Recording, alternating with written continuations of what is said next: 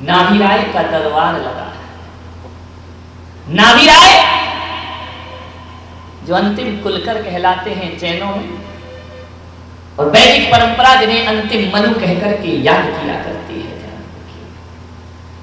जिन्हें अंतिम मनु कहा जाता है, वो राजा नाभि राय अयोध्या का दरबार है, अयोध्या पर जिनका शासन है, अयोध्या के प्रजापालक हैं, अयोध्या के सम्राट हैं नाभि राय। अंतिम मनु, अंतिम कुलकर। मनु वो होते हैं, कुलकर वो होते हैं जो लोगों को जीने की राह दिखाया करते हैं, जीवन शैली सिखाया करते हैं। बहुत पुण्यशाली थे नाभि राय। जहां तक मैं सोचता हूं कि जितना पुण्य इतिहास के पन्नों में नाभि राय का रहा, उतना पुण्य किसी दूसरे पुण्यशाली पुरुष का इतना पुण्य नहीं रहा होगा। वह नाभि राय महान पुण्यात्मा। अरे मेरे भाई, नाभि राय का परिवार वो परिवार था कि शायद ऐसा वैभवशाली परिवार दुनिया में किसी का ना। आज से करोड़ों अरबों वर्षों पहले की ये बात है। अयोध्या के सम्राट नाभि राय, मनुदेवी जिनकी पटरानी महारानी हुआ करती थी, जिनकी कोख से ऋषभदेव जैसे तीर्थंकरों का जन्म हुआ करता है। ऐसे महान नाभि राय, कितना पुण्यशाली परिवार। नाभि राय खुद अंतिम कुलकर थे। अंतिम मनु का सौभाग्य जिन्हें प्राप्त हुआ, अरे कितने पुण्यात्मा रहेंगे होंगे कि जिसके घर में तीर्थंकर जैसे बेटे का जन्म हुआ करता है। जैनों के प्रथम तीर्थंकर भगवान ऋषभदेव का जन्म नाभि राय के घर में हुआ करता है, मनुदेवी की कोख से हुआ करता है। तीर्थंकर के जनक बनने का सौभाग्य। अरे तीर्थंकर तो जो जगत के पिता होते हैं, उनके पिता यदि किसी बनने का परम सौभाग्य मिला तो वह अयोध्या सम्राट नाभि राय को वह सौभाग्य प्राप्त होता। इक्ष्वाकु कुल में जिनका वंश जन्म हुआ, इक्ष्वाकु वंश के जो राजा नाभि राय, ध्यान रखना, जिनका एक पुत्र तीर्थंकर है, जिनका एक पौत्र भरत चक्रवर्ती, जिससे इस देश का नाम भारत पड़ा करता है, इस देश को भारत कह करके बुलाया जाता है। ये मैं नहीं कह रहा हूं, श्रीमद् भागवत जैसा पवित्र ग्रंथ कहा करता है, इस देश का नाम भारत यदि पड़ा है तो ऋषभ पुत्र भरत से इस देश का नाम भारत, इस आर्यावत का नाम भारत पड़ा। चक्रवर्ती हुआ जिनका एक पौत्र, जिनका एक पौत्र कामदेव बाहुबली बन करके पैदा होता है, जिनका एक पौत्र प्रथम मोक्षगामी हुआ करता है, जिनकी पोत्रियां ब्राह्मी और सुंदरी जो ब्रह्मचर्य की स्थापना करती है। कितने महान पद जिनके घर में, एक ही घर में सारे पद आ गए। विचार करिए, आप सोचिए, वरना एक घर में एक पद मिल जाए ये भी जन्मों की साधना हुआ करती है। सारे महान पद एक ही खानदान में आ गए। नाभि राय का बुढ़ापा कैसे करें, बुढ़ापे को सार्थक, ध्यान रखिए। नाभि राय कितने पुण्यशाली रहे होंगे, जहां के जिसके घर के आंगन में क्षौधर्मेंद्र किंकर की भांति नृत्य करता हो, जहां पर मंडलेश्वर महामंडलेश्वर राजा महाराजा जिसके चरणों में शीश झुकाया करते हो, हरे जिसके घर में देवता आदमी का रूप लेकर आया करते हो, ऐसे नाभि राय के वैभव का क्या कहना। ऐसा बुढ़ापा सबके भाग्य में नहीं हुआ करता है, ध्यान रखिए। बड़ा संपन्न बुढ़ापा नाभि राय का। जय जयकार हो रही है नाभि राय की, क्यों ना होगी जय जयकार। जिसके तीर्थंकर जैसे पुत्र हो उसकी जय जयकार नहीं तो फिर किसकी जय जयकार होगी। सारे लोग जयकारे लगा रहे हैं, नाभि राय के जयकारों से आकाश गूंज जाता है। नाभि राय के जयकारों से धरती में मनुष्य जयकारे लगाते हैं, तो आकाश में देवतागण जिनके घरों में पुष्प की वर्षा, रत्नों की वर्षा किया करते। महान पुण्यशाली में नाभि राय का जीवन बहुत पुण्य से मिला करता है। मान्यवर, बहुत कम ऐसा होता है कि महान पिता के घर महान पुत्र का जन्म हो। अक्सर हमने तो यही देखा है, पिता महान होते हैं, माँ बाप महान होते हैं तो औलाद निकृष्ट हो जाती है। और कभी कभी ऐसा होता है कि औलाद महान होती है तो माता पिता निकृष्ट हो जाया करते हैं। ऐसा कभी नहीं मिलता है कि महान पिता के घर महान पुत्र का जन्म हो। बहुत कम होता है जिसके माँ बाप भी महान हो, जिसका पुत्र भी, बहुत कम। ऐसा जीवन या तो अयोध्या के सम्राट नाभिराय के जीवन में घटती है ये घटना, या किसी दशरथ के जीवन में घटती है। महान पिता के घर में महान पुत्रों का जन्म होना सबके बस की बात नहीं है, ध्यान रखना है। हो सकता है आपकी औलाद इतना अच्छा जीवन जिए जितना अच्छा जीवन आपने ना जिया हो सकता है आपकी औलाद ऐसा जीवन जिए कि जिंदगी भर की तुम्हारी इज्जत मिट्टी में मिलकर के खाक हो जाए। बहुत किस्मत वाले होते हैं महान पिता के महान पुत्र होना। ऋषभदेव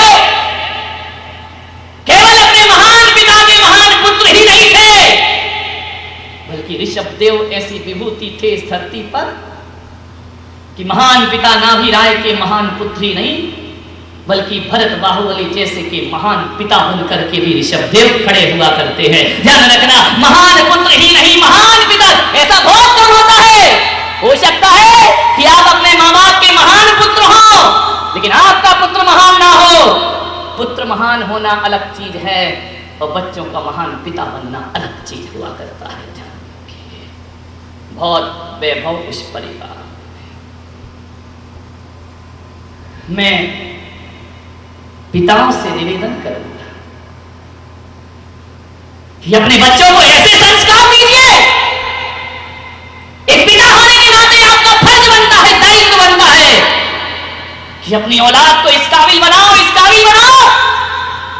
कि तुम्हारी औलाद विद्वानों की सभा में अग्रिम पंक्ति में बैठने की ताकत रखती हो। ध्यान रखिए। तो समझना तुमने एक पिता का फर्ज निभाया है, तो समझना तुमने एक पिता का दायित्व निभाया है। एक पिता का इतना ही कर्तव्य होता है कि जहां जहां सब लोग बैठे हो वहां तुम्हारे बेटे को बैठने में शर्म नहीं आना चाहिए।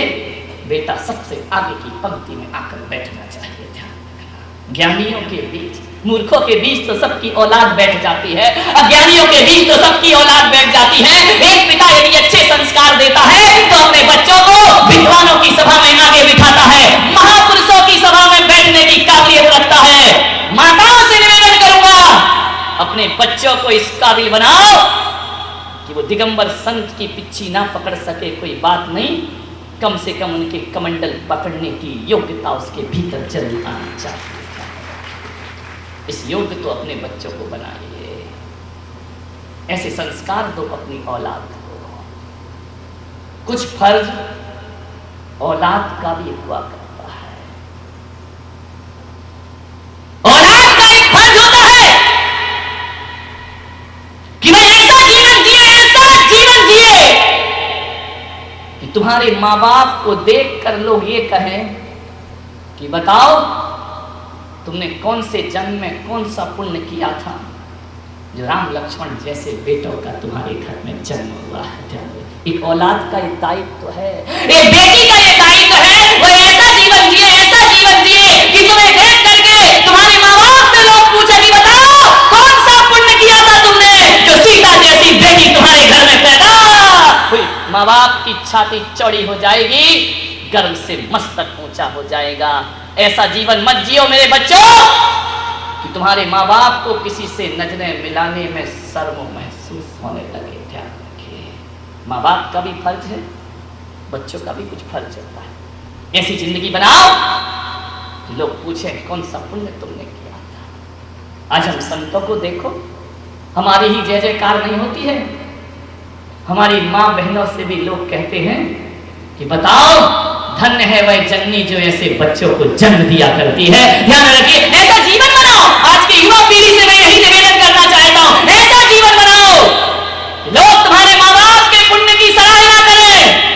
बताइए क्या कोई कितने भी धनपति हो जाना कोई सराहना ना करेगा, लेकिन चरित्र ऐसा बनाओ कि दुनिया के हर माँ बाप समझे कि ऐसा बेटा हमारी कोख से भी पैदा होना चाहिए। उनका माँ बाप बनना सार्थक और सफल हो जाएगा दोनों तरफ से।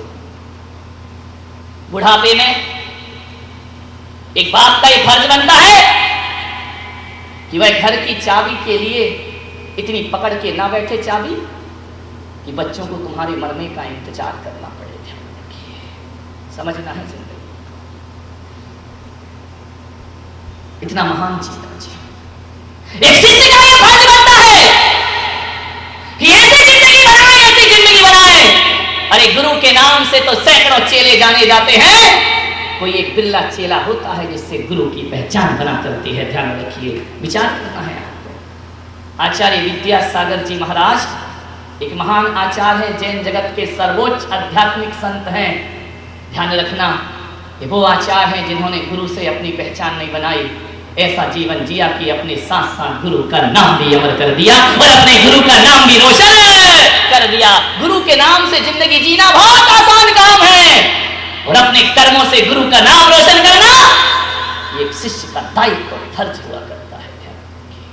मान्यवर, उनके नाम के तो कई चेले घूम रहे हैं, लेकिन जो आचार्य विद्यासागर ने अपने गुरु के लिए किया है, जहां तक मुझे माफ करना, सारे चेले मिलकर भी अपने गुरु के लिए ऐसा नहीं कर सकते। जीवन महान बना। ऋषभदेव प्रथम तीर्थंकर, नाभिराय का दरबार लगा, बड़े गीत गाए जा रहे हैं, बड़ी बिरदावलियां गाई जा रही है, नाभिराय का यशोगान हो रहा है, नाभिराय की यशकीर्ति फैल रही है सभी जगह। जिसे देखो वो जय जयकार करता है। अंतिम मनु नाभिराय की जय हो, भक्त वत्सल नाभिराय की जय हो, प्रजा वत्सल नाभिराय की जय हो, प्रजा पालक नाभिराय की जय हो। तुम्हारे जैसा सम्राट ना आज तक हुआ है और ना भविष्य में कोई दिखाई। इतनी प्रशंसा नाभिराय की, कान सुन सुन के उनके पक गए। जो देखो वो हाथ जोड़े खड़ा रहता, सौधर आता धरा पर वह हाथ जोड़े खड़ा रहता। हे जगत पिता, तुम्हारा देवलोक वंदना करता है, तुम्हारी पूजा और आराधना करता है। इतना वैभव नाभिराय के पास था। ललच रहा होगा ना मन, तुम्हारी औलाद ही तुमसे इज्जत से नहीं बोलती है। ध्यान रखना, दुनिया में इज्जत कमाई तो क्या कमाई, घर में इज्जत कमाओ अपने।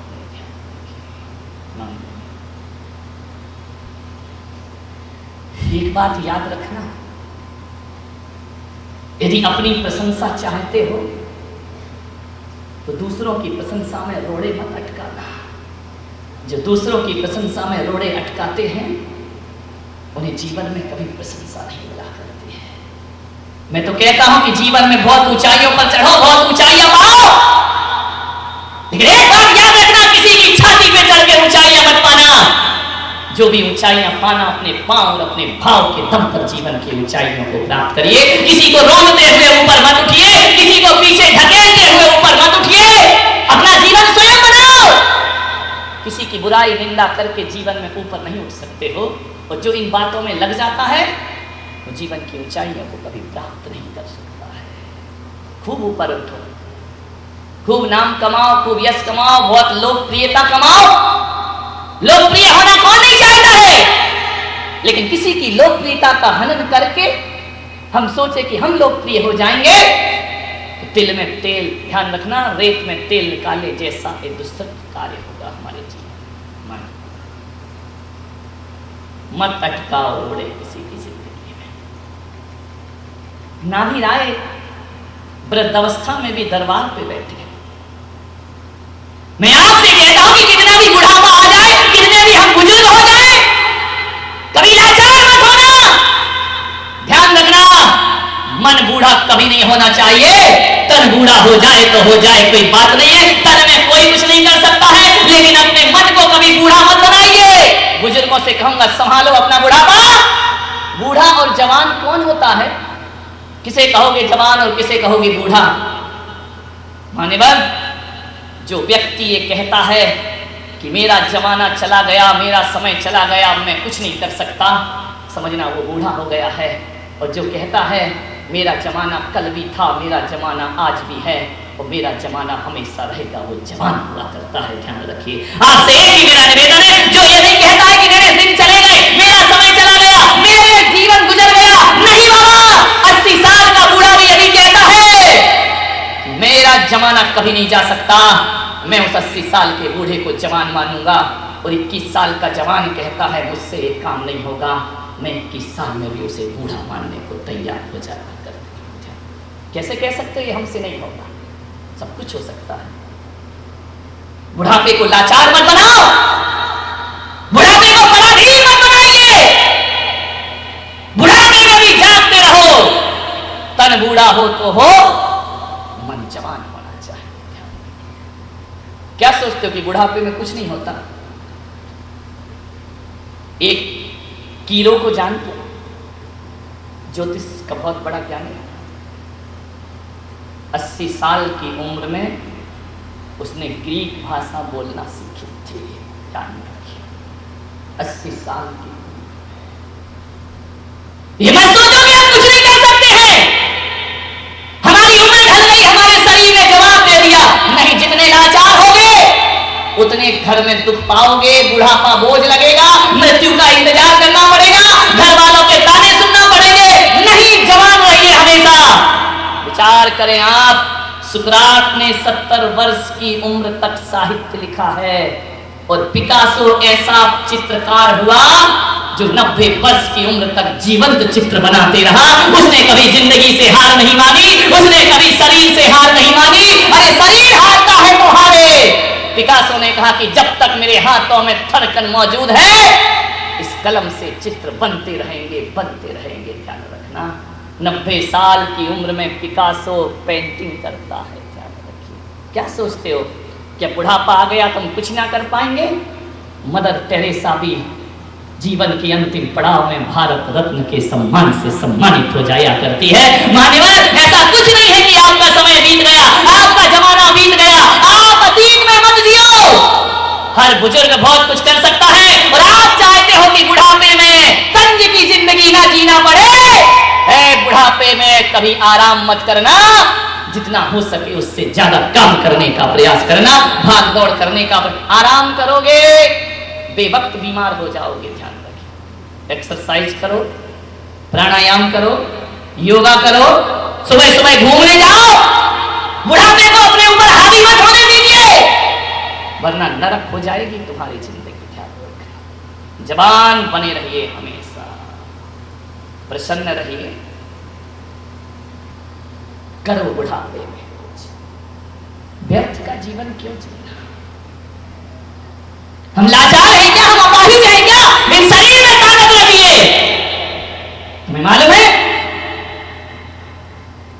80 साल का संत भी पैदल चलने की ताकत रखता है। आज दादाजी को आप देखिए, हमारे बाबा जी को, इस उम्र में मैं चलने में थक जाऊं, लेकिन ये चलने में कहीं नहीं थका करते हैं। इस उम्र में 24 घंटे में एक बार अन्न जल लेना, और इस उम्र में भी एक जवान साधु के साथ बराबर चलना। ध्यान रखना, ये बुढ़ापा कभी लाचार नहीं हो सकता। अच्छे अच्छे जवान जिनसे शक्ति और ताकत की भीख मांगते रहते हैं। धन्यवाद। जीवन बनाओ। एक भी दांत नहीं टूटा है अभी इनका। चौके में भुट्टा दो तो आराम से खा लेंगे, चने खा लेंगे, और अपने ताराचंद्र को देखो। बड़ी स्टाइल से चाइना की दीवार टूटी, आधी इधर की आधी इधर की। विचार करिए, सोच। मुझे चश्मा लगता है, इन्हें चश्मा नहीं लगता है, दिखाया है। मान्यवर, ध्यान रखिए। जवान रहिए, 24 घंटे स्फूर्ति होना चाहिए हमारे जीवन में। आलस सा जीवन, मरे मरे सा जीवन, मुंह लटकाया जीवन। अरे जिंदगी जिंदा दिली का नाम है, मुर्दा दिल क्या खा के जिया करते। जिंदा दिली के साथ जियो, ये बुढ़ापा भी तुम्हारे लिए स्वर्ग बन जाएगा। वरना बुढ़ापा तो 90% लोगों का नरक ही बन करके जिया करता है। स्वर्ग बनाइए, बुढ़ापे को सार्थक करिए। अंतिम पन है, इसके बाद कुछ नहीं आएगा, इसके बाद मौत आएगी, और हमें दुनिया से विदा होना पड़े। अध्यात्म की ताकत, धर्म ध्यान में मन लगाओ। दादाजी का मन धर्म ध्यान में कम लगता है। एक दादाजी से मैंने बोला तुम मंदिर नहीं आते हो? बोले महाराज मंदिर दूर है, आंखों को दिखाई नहीं देता है। मैंने कहा आंखों को नहीं दिखता? बोले नहीं दिखता, शाम को टीवी बहुत अच्छे से दिखाई देता है, मंदिर दिखाई नहीं देता, इतना बड़ा बना है, टीवी दिखाई दे रहा। आप सोचिए मैंने कहा प्रवचन क्यों नहीं सुनते? बोले कानों को सुनाई नहीं देता है, और बीच बाजार में एक का सिक्का गिर जाए तो पनवर की प्रवचन की झनकार सुनाई नहीं देती, लेकिन सिक्के की टनकार सुनाई। सोचना है आपको। हाथ नहीं चलते बुढ़ापे में, कुछ उठता नहीं है, चाबी बड़ी मजबूती से पकड़ी जाती है। 12 बजे भी कमर से चाबी निकालना, अम्मा की नींद खुल जाएगी। ध्यान रखें, चाबी की पकड़ कितनी है, सोचना है। दुनिया के प्रपंचों में मन लगा सकते हो, मंदिरों में भी जाते हो, ओटले पर बैठकर दुनिया भर की बातें करोगे, न शास्त्र स्वाध्याय होगा, न धर्म की बातें होंगी, न धर्म ध्यान होगा। शाम को महफिल जमती है ना हमारे जैन भवन में, शशि दीवान की आनंद यात्रा, कहाँ गए, नहीं आए क्या? विचार करिए, ऐसी आनंद यात्रा जमती है। अरे भाई कुछ धर्म की बातें कर लो, कुछ आत्म कल्याण की बातें कर लो, कुछ अच्छी बातें कर लो, ऐसी चलती है। मेरी आनंद यात्रा पंडाल में चलती है, कमेटी की शाम को चलती है, और होता क्या, थारे मारे के सिवा उसमें कुछ नहीं होता है। ध्यान रखिए, मान्यता, जीवन को संभालो। चतुर्मास हो रहा है, क्या सीखा? कुछ नहीं। हाँ महाराज बहुत अच्छा बोलते, इतना बढ़िया बोलते। अरे भाई क्या बोला? अरे बोले पूछो मत, ऐसे प्रवचन आज तक नहीं सुने। अरे क्या बोले महाराज? अरे गजब कर दिया यार, 1 घंटा कैसे बीत गया। अरे बोले क्या? बोले ये मत पूछ क्या बोले, बस बोले बहुत अच्छा, क्या बोले ये मत पूछो। ध्यान रखिए, क्या पाया जिंदगी, बुढ़ापे को सार्थक करते। एक बुजुर्ग ने पूछा, महाराज बुढ़ापा कैसे सुखी होगा मेरा? एक बात ध्यान रखो, अनासक्त जीवन जियो। मैं बड़े निष्पक्ष होकर कह रहा हूं कि जिसको बुढ़ापा सार्थक करना है, उस आदमी को आज से ही मन लगाकर समय सार ग्रंथ का स्वाध्याय शुरू कर लेना चाहिए। कुंद कुंद आचार्य का समय सार और वैदिक परंपरा में गीता को पढ़ना शुरू कर दीजिए। जिसने गीता और समय सार पढ़ ली, समझना उसका बुढ़ापा सार्थक और सफल हो जाएगा। कोई दवाई नहीं है ऐसी, ना एलोपैथिक है, ना होम्योपैथिक है, ध्यान रखना, ना नेचुरोपैथी है, कहीं भी चले जाइए। बुढ़ापे को यदि सुधारना है, कोई दवा काम ना करेगी। एक हाथ में गीता हो, एक हाथ में समय सार हो, तुम्हारा जीवन बुढ़ापे का सार्थक हो जाए। समय सार जैसा ग्रंथ बुढ़ापे में जवान होने की टानिक है। ध्यान रखना, जो अनासक्त का जीवन जीता है, जो अनासक्ति का उपदेश किया करता है, गीता जो आत्मा की अमरता की बात करती है, 2 ग्रंथ बुजुर्गों के लिए फुल पावर के कैप्सूल हैं। ध्यान रखना, इन्हें खा लीजिए, बुढ़ापा आराम से कट जाएगा आपका, किसी के सामने हाथ फैलाने की जरूरत ना पड़ेगी। ये 2 ऐसी औषधि हैं जो एक्सटर्नल यूज नहीं है, ये इंटरनल यूज ऑनली। ध्यान रखिए, सोचना है। समय सार जैसा ग्रंथ बुढ़ापे को सफल कर दिया है। अनासक्त जियो। कैसे जियो अनासक्त? मैं ये नहीं कहूंगा कि बुढ़ापे में साधु संत बन जाओ तो अच्छी बात है। तुम सुखी हो या ना हो, परिवार तो सुखी हो ही जाएगा, समाज और मोहल्ला सुखी हो जाएगा। लेकिन ना बन सको कोई बात नहीं, संत नहीं बन सकते कोई बात नहीं, और घर में रहकर भी संतों का जैसा जीवन हम जी सकते हैं। अपने परिवार के बीच रहकर भी, कीचड़ में रहकर भी कमल आकाश में खिल सकता है। घर में रहकर राजा जनक का जीवन जी सकते हैं, घर परिवार में रहकर भी भरत चक्रवर्ती का जीवन जी सकते हैं। ये अनासक्त लोग हुए, राज वैभव के बाद भी उसमें उलझे नहीं। कैसे जियोगे? एक दादाजी से मैं कहूंगा, पड़ोस के घर में भोजन करने गए। अब आप बताइए, पड़ोस के घर में जाओगे, पड़ोसी कहेगा आइए बैठिए सोफे पर, तभी तो बैठोगे ना, कि वैसे ही जाकर के बैठ जाओगे, लाओ मुझे खाना लेकर के आओ। पड़ोसी कहेगा बैठ जा, तो आप बैठ जाते हैं। आप उसके बैठक रूम में बैठ गए, अब टीवी कहाँ रखा है, फ्रिज कहाँ रखा है, झाड़ू कहाँ रखी है, पर्दा कैसा लटका है, ये सब तुम देखते तो हो, लेकिन कुछ सामान्य हवा कर सकते हो पड़ोसी का? बोलिए, अच्छा लगे या ना लगे, चुपचाप देखते रहते हो कौन सा सामान कहाँ रखा है, चाहे आपको रुचिकर हो या ना हो, आप चुपचाप देखते रहेंगे, लेकिन सामान से छेड़छाड़ नहीं कर सकते हैं, आप पड़ोसी से बकबक नहीं कर सकते हैं, ये यहाँ क्यों रखा, ये यहाँ क्यों रखा, आप चुपचाप देखते हैं, करते कुछ भी नहीं है, बोलते कुछ भी नहीं है। खाना परोसा गया तो भोजन में यदि कुछ कमी है तो थाली फेंकते हो या चुपचाप खाते हो? बोलिए, मैं आपसे पूछ रहा हूं। और वो कहता अरे दादाजी आप खा नहीं रहे, और लीजिए ना, खाना अच्छा नहीं बना क्या? नहीं नहीं बेटा बहुत अच्छा बना है, ऐसी कोई बात नहीं है, अच्छा बना है। आप बेमन से भी खाना खाते हैं, चुपचाप खाते हैं, मुंह हाथ धोते हैं और घर वापिस आ जाते हैं। मेरे भाई बताइए, जब पड़ोस में जाके चुपचाप खाना खाए आए, वहां के सामानों में डिस्टर्ब नहीं किया, घर में क्यों डिस्टर्ब करते हो? बूढ़े हो चुके हो, अब ये घर तुम्हारा नहीं, ये घर पड़ोसी का घर हो चुका है, ध्यान रखना। बहू बेटों के साथ ज्यादा दिन भर लगे रहोगे, किटकिट पिट लगे रहोगे, बार बार बोलते रहोगे, घर में सम्मान खत्म हो जाएगा। अरे क्या करना है, बहुत कर लिया जीवन में, अब बहू जाने उसका घर जाने, झाड़ू लगाए तो उसकी मर्जी और ना लगाए तो उसकी मर्जी। यदि पड़ोसिन की बहू ने नमक कम डाला तो चुपचाप खाते हो, और अपनी बहू कम डाले तो थाली को सुदर्शन चक्र बनाकर फेंकाते हो। कैसे तुम्हारा बुढ़ापा सार्थक होगा? अरे चुपचाप खा लीजिए, कोई दिक्कत की बात नहीं है। क्या प्रॉब्लम है? ये समझ लो कि हम पड़ोसी के घर में भोजन कर रहे हैं। अरे खराब भोजन भी हो, तारीफ करके खाओगे, जब बहू खाएगी तो उसे एहसास होगा कि इतना खराब भोजन और मेरे ससुर जी ने इतने प्यार से खाया, उसे भीतर से ग्लानि होगी कि कल से अच्छा भोजन बनाने का मैं प्रयास करूंगी। और आपने यदि गाली गलौज किया, आपने चिल्लाया, तो कल से इससे भी ज्यादा कचरा मिलेगा, ध्यान रखना। क्यों पीछे पड़ते हो?